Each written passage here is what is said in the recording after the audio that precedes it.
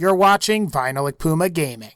So Borderlands 2 has a bunch of DLC, and many of the great weapons that you can acquire are from each of the campaign, as well as some of the level cap DLCs that came out for the game. If you've just bought Borderlands 2, there's a chance that you might not have all of the DLC, and thus you won't have access to all of these weapons. So today, I figured that I would go over some of the best guns in Borderlands 2 that don't require any of the game's DLC. In fact, you could buy the original version of Borderlands 2 that came out in 2012 and still get access to all of the weapons I'm going to discuss here. Now, before I start, it's important to mention that the vast majority of legendaries in Borderlands 2 are from the base game, the notable exceptions being the Ogre, Chain Lightning, and Firestorm, which were added with the Dragon Keep DLC. However, this list will combine an assortment of great legendary and unique quest reward weapons that are worth looking into for players that are looking for some great guns. But without further ado, these will be the top 10 best non-DLC guns and weapons in Borderlands 2, starting now. Number 10, the Slagga. For players both with and without all of the DLC, the Slagga is possibly going to be your best option for applying slag to enemies. This is because it fires 3 projectiles per shot at the cost of 1 bullet, it has an inherently large magazine size, and it has a fairly high slag chance.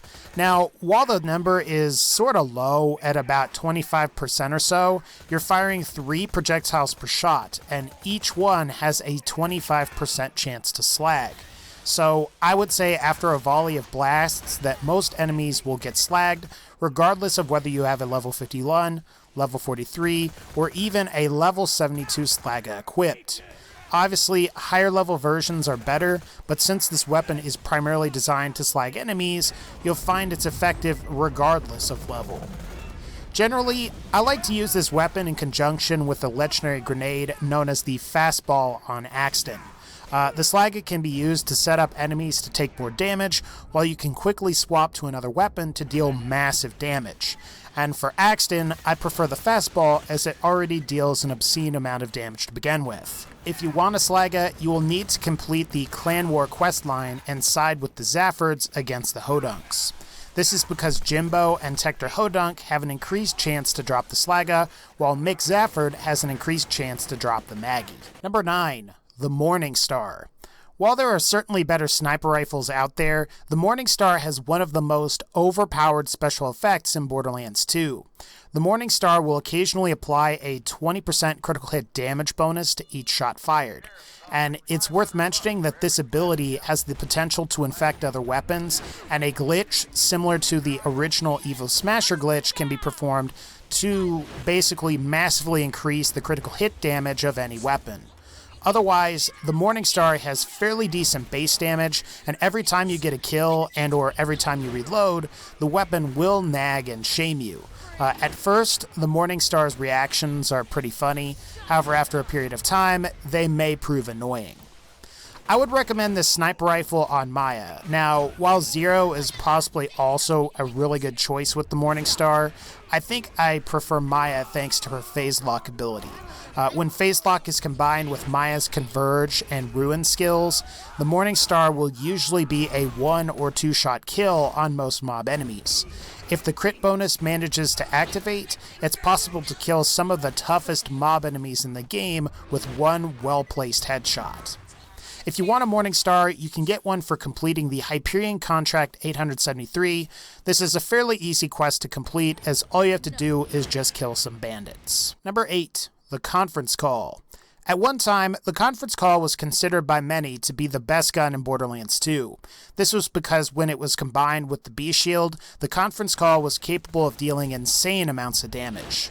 Originally, the B-Shield applied its full amp damage bonus to each individual projectile, and because the Conference Call had one of the highest projectile counts for a shotgun in the game, it benefited the most from using the B-Shield. Unfortunately, this was patched out, and ever since, the Conference Call has become known as one of the lesser legendary shotguns in the game. despite the fact that it's still actually a very capable shotgun. As far as Hyperion shotguns are concerned, the Conference Call has abnormally high critical hit damage bonus that still extends to each individual projectile. And due to the nature of how the Conference Call's projectiles work, you'll find that this weapon is best used up against larger enemies and raid bosses. In fact, if you're planning on soloing Terramorphous and you don't have any DLC, the Conference Call will inflict a decent amount of damage to him. Now, the Conference Call is really good on most characters and is a great alternative to using the Interfacer shotgun, which can be obtained with the Hammerlock DLC. This is because the Conference Call has much better ammo consumption than the Interfacer and is more practical for that reason alone. If you want a Conference Call, the only way to get it without DLC is to kill the warrior and see if he drops it. If you have Dragon Keep, you can also beat the Handsome Sorcerer and receive it that way. Number 7. The Hail. The Hail is a really great assault rifle, provided you're playing on PC, PS4, or Xbox One, where you can adjust your field of view to accommodate for the Hail's projectile arc. I would recommend using another weapon if you're playing on last generation hardware, as you may find the Hail's projectile arc makes it impossible to hit targets while playing with a low field of view. Aside from that, the Hail is a fairly unconventional assault rifle.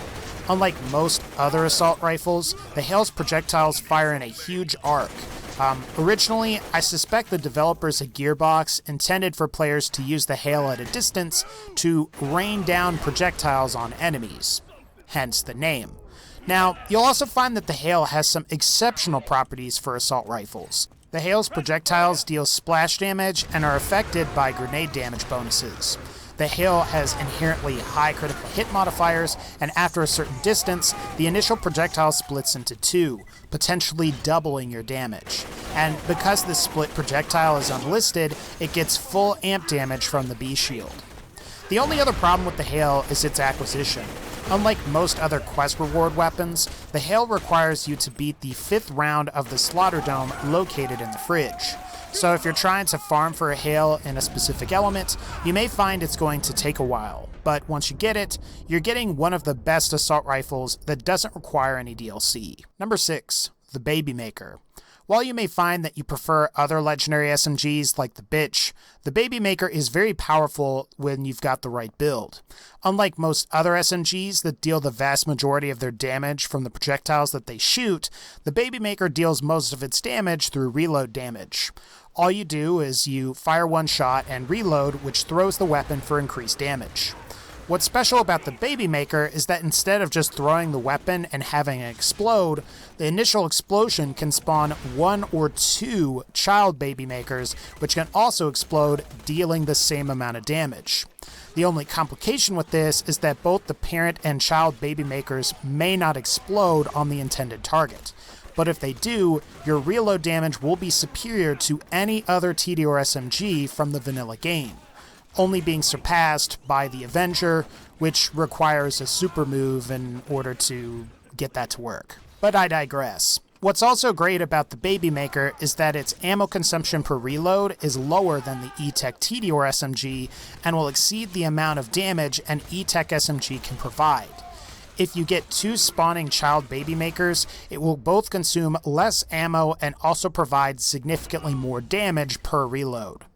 As for acquisition of the Baby Maker requires you to kill Madame von Bartlesby either during or after the Party Prep side quest for the You Are Cordially Invited questline. So you will need to have completed You Are Cordially Invited, Party Prep, in order to farm Bartlesby for the Baby Maker. Number 5. The Fastball. Before the $100,000 loot hunt buffed this particular grenade mod, the Fastball was fairly mediocre. Compared to other grenade mods at the time, it both lacked the damage and blast radius that was contained on other grenade mods. Sure, it had a really cool gimmick in the sense that you could throw it directly at enemies to deal damage, but other grenade mods were simply more practical and capable of dealing much more damage. After the $100,000 loot hunt, the Fastball received a base damage boost by about 500%, and the blast radius was increased to allow for a little more fudge room, provided you didn't hit directly on target. This one buff basically took the fastball from being one of the weakest legendary grenade mods in the game to being one of the best grenade mods in the game. And while most of the characters can make great use of the fastball, I would say that Axton makes the best use of it. This is because he has both class mods and various skills that can either boost grenade damage or even straight up increase the amount of grenades that he can carry. Provided you've purchased all of the Iridium SDU upgrades for grenades and you can now carry 10 grenades, Axton can increase that to 10 without class mods thanks to his Grenadier skill. When combined with the right Grenadier class mod, you can easily get this number up to 20 grenades or so, and there are also some relics that can also boost the number of grenades. If you want one, you'll need to kill an NPC named Bull, located in the Three Horns Divide both during and after a side quest called In Memoriam. Farming this one should be pretty easy, as it's close to both a fast travel and a catch-a-ride station. Number 4. The Lady Fist. At one time, the Lady Fist was just an above average pistol the player could acquire in any difficulty. Typically, most players would get the Lady Fist in normal mode to make fighting some of the tougher enemies like badass constructors much easier. However, for higher level play, the Lady Fist might just be one of the most essential guns and weapons that everyone should have. Originally, the Lady Fist provided something like 400% critical hit damage bonus. However, after the $100,000 loot hunt, this got buffed up to 800% critical hit damage bonus. This is absolutely devastating to enemies in normal and true Vault Hunter mode, and also holds its own in Ultimate Vault Hunter mode as well. I would say the best part about the Lady Fist, or the reason that most people use it, is because the Lady Fist is capable of increasing the damage of other weapons because the critical hit damage bonus it possesses is passive. If you're either dual wielding on Salvador or you simply swap to the Lady Fist before your projectiles hit the intended critical hit spot, the Lady Fist will dramatically enhance the damage dealt. Of all of the unique weapons on this list, I would say that the Lady Fist is probably the easiest to obtain. All you have to do is complete a side quest called Uncle Teddy located in the Arid Nexus Badlands, and give the documents to Yuna-Baha. Just don't give those documents to Hyperion. Number 3. The Lyuda. As far as the vanilla game with no DLC goes, I would say the Lyuda, also known as the White Death, is probably one of the best snipers in the game. While you may find that the Lyuda is outperformed by other sniper rifles that have better single-shot damage potential, the Lyuda is generally better for dishing out a lot of damage per second because it's a fully automatic weapon. For those of you that don't know, the Lyuda is based on a Vladov sniper rifle known as the Droog. Both the Lyuda and Droog have the Vladov sniper rifle barrel, which consists of 2 revolving barrels, and as you shoot these snipers, the barrel will spin, allowing for better fire rate. Assuming you can land critical hits consistently, the Lyuda and Droog can destroy most enemies in about 2 or 3 shots. However, what makes the Lyuda better than the Droog is the much better critical hit damage bonus, and the initial projectile can split into 3 after a certain distance. With proper practice and distancing, it's possible to get all 3 projectiles to hit the same critical hit spot for massive amounts of damage. What's also great about the Lyuda is it's relatively easy to farm for.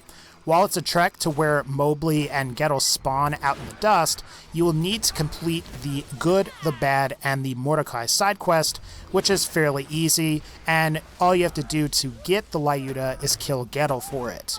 Plus, it's also worth mentioning that doing this side quest will allow you to obtain a unique relic known as the Moxie's Endowment, which is useful for increasing the rate at which you gain experience. Number 2. The Norfleet. So it's no surprise that the Norfleet would make it onto this particular list. While the Norfleet does consume a fair number of rockets per shot, the amount of damage the player can deal over a wide area is very impressive. I would say that by far, the Norfleet is Borderlands 2's best rocket launcher. Like all Maliwan weapons, the Norfleet must come in either slag, fire, shock, or corrosive.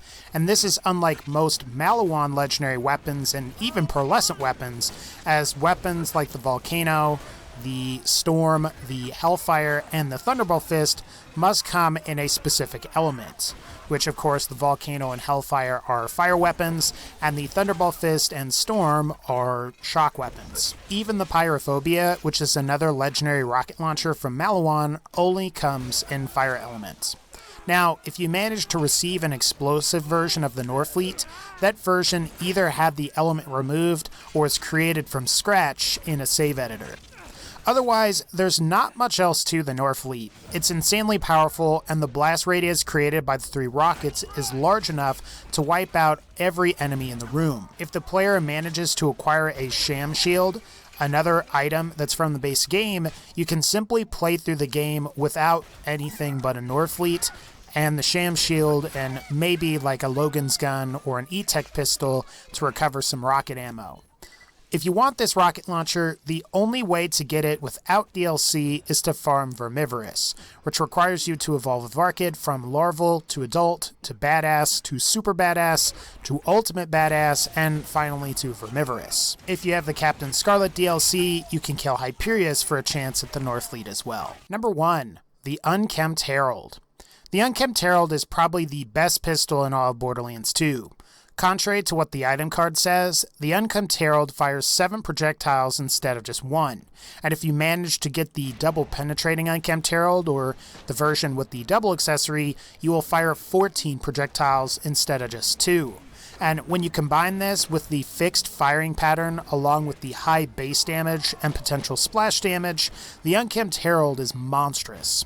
You don't even necessarily need to perform critical hits to be effective with the Unkempt Herald.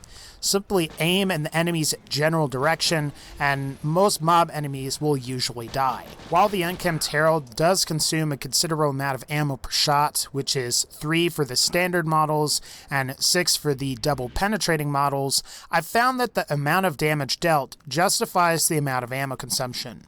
Unlike many other weapons in the game that seem to just consume too much ammo, I would say the Unkempt Herald consumes the right amount of ammo for the amount of damage it deals. Something that is worth mentioning is that while the Unkempt Herald does drop in the vanilla game without any DLC, I've found that your most reliable way to get the Unkempt Herald is going to be through the Torg's Campaign of Carnage DLC. Usually, the item of the day in the Torg vending machines is a Torg legendary weapon, and you'll find this is the easiest way to get the double penetrating variant of the Unkempt Herald. If you don't have any DLC, your best bet is going to be to farm an NPC named Savage Lee, who's located in Three Horns Divide.